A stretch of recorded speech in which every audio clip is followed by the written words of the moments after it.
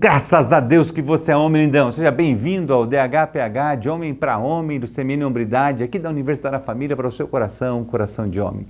Vivemos um tempo regido por ritmos extraordinários. A inclinação do planeta, a majestosa dança da Terra, da Lua, do Sol e das estrelas, as épocas do plantio e da colheita, os ritmos internos do corpo e da alma, o ciclo da vida. E o que tudo isso fala ao seu coração? Fica comigo porque o devocional desta semana é: os tempos de Deus são indicativos do seu ritmo extraordinário.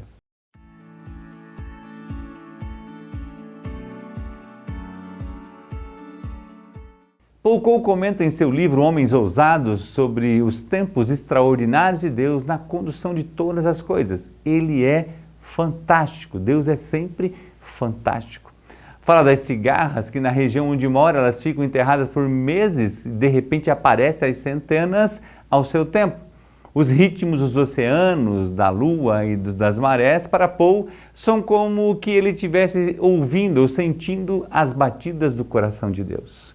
Conseguimos observar o marrom adormecendo do inverno, ceder à vez às espetaculares flores da primavera. São as estações, são os tempos.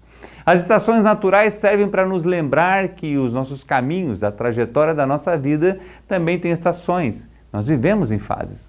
Jesus falou da importância de não somente saber observar as estações, mas entender os tempos em que estamos para vivermos com sabedoria.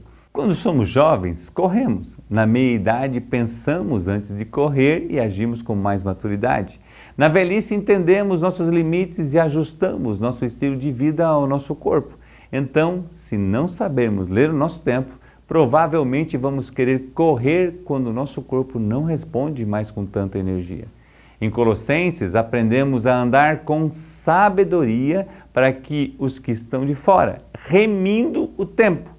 Colossenses 4 e 5. Acho muito legal essa questão que Deus nos permite remir o nosso tempo. No Antigo Testamento, o profeta Daniel escreveu o seguinte, preste atenção. Disse Daniel: seja bendito o nome de Deus de eternidade a eternidade, porque dele é a sabedoria e o poder. É ele quem muda o tempo e as estações, remove reis e estabelece reis.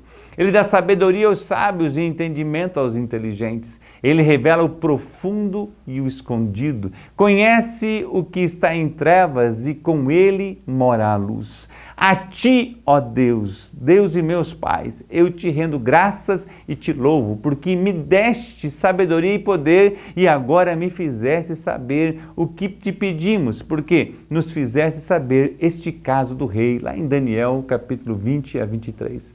Eu acho fantástico porque nessa reflexão Daniel está dando gratidão a Deus, agradecendo a Deus, porque Nabucodonosor tinha pedido para que ele não só revelasse o sonho, mas que ele pudesse dizer o que ele sonhou e a sua revelação. E quando ele foi confrontado para ser morto, junto com todos os sábios que não conseguiram fazer isso, ele pediu um tempo para que ele pudesse orar e buscar a Deus, porque Deus, ele sabe o tempo perfeito. E você conhece a história, Daniel revela ao rei, só que só depois desse texto. Primeira coisa, quando Deus revela para ele o sonho, quando Deus revela para ele a interpretação, ele faz esse agradecimento a Deus, porque Deus conhece todos os tempos. E você sabe que depois que Daniel revelou ao Nabucodonosor, não somente o sonho, como a revelação, ele foi promovido a chefe de províncias e os seus 3 amigos também, porque Deus é que muda o tempo. Eu acho maravilhoso esse texto. Rick Warren respondeu à pergunta: por que estou aqui? No seu mega sucesso, Uma Vida com Propósitos. O centro da sua premissa é que estamos aqui para os propósitos de Deus. As fases que vivemos estão ligadas a um fio coeso, um pano de fundo consistente e, independentemente da ocasião, estamos aqui pelo plano e desígnio do Deus Altíssimo. Se adotarmos viver o nosso tempo e não o tempo de Deus, deixaremos de lado o fato de vivermos o extraordinário. Existem muitos homens sem propósito, sem direção, sem saber aproveitar o tempo que estão vivendo. No curso Coragem, existem 2 lições aos homens jovens, ensinando-os a não desperdiçar a sua juventude. Mas a sociedade ensina que viver uma vida dissoluta é aproveitar o tempo de forma extraordinária.